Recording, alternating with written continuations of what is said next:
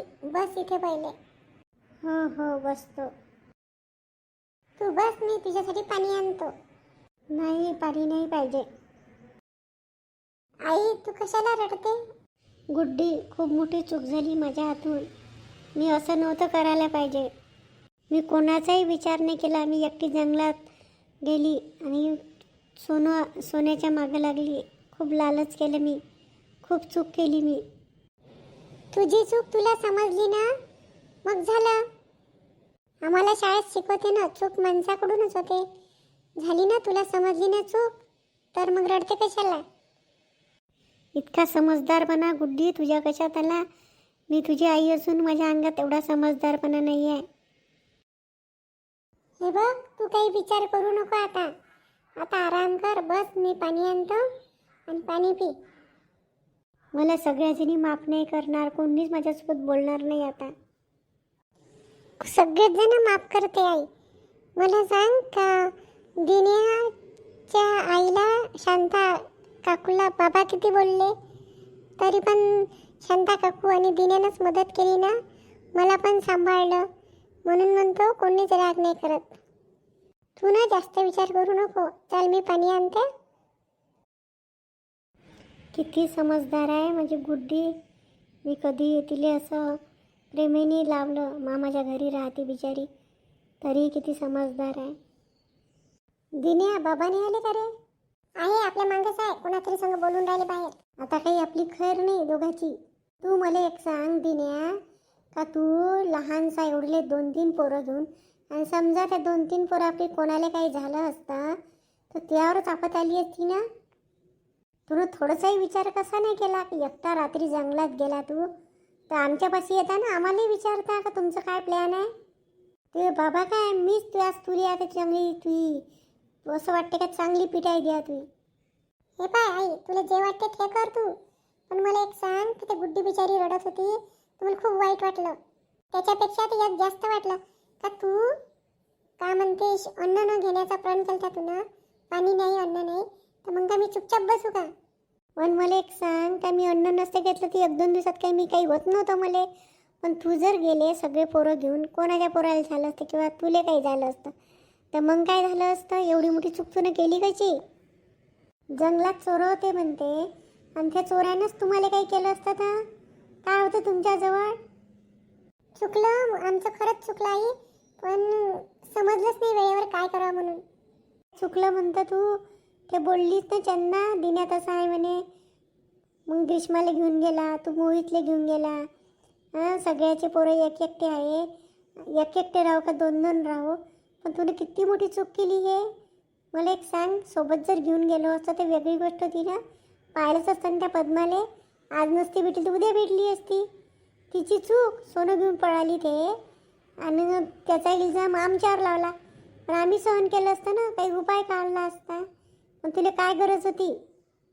चुकलं आमचं, पण तू आता बाबापासून तूच वाचू शकतो. काय वाचू मी वाचू का तुले वाचवू? काही बी कर, दोघांनाही वाचवा लागते. माहीत नाही काय शिक्षा देते आपल्याला दोघाले त्याचं. एक तर मी अन्न पाणी सोडलं म्हणून मला काय म्हणते, आणि मला पहिलेच काढायला जाऊ नको म्हणे. आणि तुला माहीत नाही, मी तर सोड, पण तू आता काय करते माहीत नाही. नाही आई, तू काही ना काही मार्ग शोध. आले आले बाबा आले. बाबा बाबा, आमचं चुकलं बाबा. आई असं कसं झालं बाबा? एक शब्द नाही बोलले ना गेले. आपल्याकडे फक्त पाहिलं. हे तर त्याच्यापेक्षा घातक आहे रे. बोललं असतं तर चांगलं झालं असतं, मनातली भडास निघली असती. पण आता तर फक्त पाहिलं न गेले. आता कसं मग? आता कसं तर काय, मी तरी काय सांगू. हे तर मला असं वाटते काय युद्धपूर्वीची शांतता होय. माहीत नाही काय होते ते आता. तू असं कर, चांगला स्वयंपाक कर आणि मग जेवण करायला बोला बाबाले. मग येईनच जेवण करायला. चांगली आवडीची भाजी कर. प्रत्येक वेळेस काय भाजीनंच पिघलते का? आता माहीत नाही काय होते तर. जे केलं आपण ते तर आपल्यालाच भोगा लागेल ना आता. चल आंघोळ गिंघोळ करू, कालपासून तसंच आहे. चल पाहू आता काय जे होईन ते होईल. आता रडून काय फायदा आहे? चूक तर करून ठेवली, आणि त्या चुकीची शिक्षा मी सगळ्याला दिली. त्या शांता बहिणीला काय काय बोललो मी, सगळ्याला काय काय बोललो. मला तर आता तोंड दाखवायची शरम येऊन राहिली. गावात कसं फिरू त्याची लाज येऊन राहिली. चुकलं चुकलं म्हणतो ना मी. आता रडून बी ना काही करून काहीच फायदा नाही ना. जे झालं ते झालं. तू लालची आहे मला सगळं माहीत होतं, पण एवढ्या लिमिटपर्यंत लालची असन एवढं तर नव्हतं माहीत. तू त्या दिवसची खुशी पाहूनच मला काही ना काही समजायला पाहिजे होतं, पण मी राहिलो गफलतीत. तुम्ही ऐकून घ्या, मला माफ करा. मी याच्यासमोर असं कधी नाही करणार. असं तर किती वेळा म्हटलं आहे तू. मी काय लालच केलं ती एकटीसाठीच थोडी केलं होतं. गुड्डीसाठी ना आपल्यासाठी केलं होतं ना. तिचं नाव नको घेऊ तू. तुझ्या लालचीपणा ह्या स्वभावापायी मी ते मामाच्या घरी राहते. मी तुमच्यासोबत येईन शांता काकुले आणि सगळ्यालाच मी माफी मागेन. आता माझी शक्ती नाही राहिली म्हणून मी उद्या जाईन ना सगळ्यांनी माफी मागेन. त्या तर माफ करून देईन, पण आपलीच आपल्याला शरम पाहिजे ना. तू या याच्यानं मी किती बोललो, शांता वहिनीले बोललो, सगळ्याला बोललो, त्याचा इल्जाम काय लावला मी. चांगले आहे त्या, माफ करून देईन आपल्याला. त्या चांगल्याच आहे ना, त्या माफच करणार आहे, पण आपण तर सुधारलं पाहिजे. जाऊ दे, मी स्वयंपाक करतो. तू थकली असन जा आराम कर अंदर. नाही मी करतो. काही गरज नाही मामा स्वयंपाक करायची. लता डब्बा घेऊन येऊन राहिली, मागच आहे ते, मी पहिले आलो. कायले रे, तकलीफ कायले केली गोपाल? तकलीफ कायची आहे? ये लता. मी डब्बा अंदर नेऊन ठेवला आहे आणि दोघे जण चांगले जेवण करून घ्या. केलं असतं ना लता आम्ही. हालत पाहिली का तुमची? बोलणं नाही होऊन राहिलं. काय केलं असतं?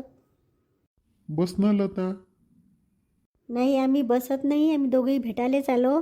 तुम्ही आरामात चांगले जेवण करा, गुड्डीलाही जेवण द्या, मग येऊ आम्ही थोड्या वेळानं, नाही तर संध्याकाळी येऊ. मामी काही लागलं तर सांग जा, करा आराम. बसत पण नाही का? बसा ना थोडा वेळ. नाही नाही मामा, येऊ आम्ही डबल. आता मामी थकले आहे, आराम करू द्या त्याईले. जेवण करा आणि आराम करा, गुड्डीलाही चालू द्या. तर चला मी येतो आम्ही मामा, येऊ मग संध्याकाळी. पहा सगळे कसे लोक आहे, किती मदत करते. आणि तू पाय एकच वेळ आठवते का लताला जेवायला म्हटलं होतं तर काय काय बोलली होती तू. आता नाही करणार अशी. तुझ्यावर ते विश्वास आहेच नाही म्हणा. चल किचनमध्येच, तिथं जेवण करून मग आराम करजो.